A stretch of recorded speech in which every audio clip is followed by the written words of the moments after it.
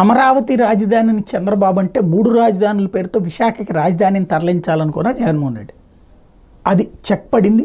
అదే సందర్భంలో ఇక్కడ ముందుకెళ్ళింది అమరావతి. ఇక భవిష్యత్తులో విశాఖకి రాజధాని తరలించడం అనేది ఇంపాసిబుల్. ఎందుకంటే నేను ఇంతకుముందు కూడా చెప్పాను, గతంలో మనకు ఒక విధానం ఉంది. ఉమ్మడి రాజధానికి హైదరాబాద్ ఉంది. ఆంధ్రప్రదేశ్ రాజధాని ఏంటి అంటే అమరావతి టు బీ క్యాపిటల్ అయింది. ఇప్పుడు దట్ ఈజ్ క్యాపిటల్, అదే మన క్యాపిటల్. ఇక దానికి తగ్గట్టుగానే చట్టము చేస్తారు. ఒకసారి రాజధాని అయిపోయాక మార్పు అన్నటువంటిది భారతదేశంలో అది మళ్ళీ పార్లమెంట్కి వెళ్ళాల్సి ఉంటుంది. రాజధాని మార్పు, ఊరు పేర్లు మార్పు, ఇట్లాంటి వాటిట్లలో కీలకం ఉంటుంది.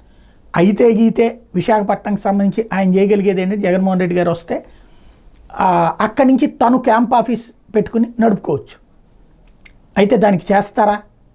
ఇప్పుడు అమరావతి డెవలప్ అయిపోతే ఇంకా అక్కడికి వెళ్ళి ఏం చేస్తారు? డెవలప్ కాకపోతే మళ్ళీ అక్కడికి.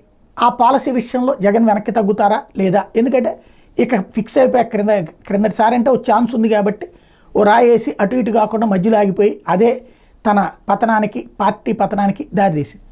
ఈ దఫా ఏం చేస్తారు చూడాల్సి ఉంది.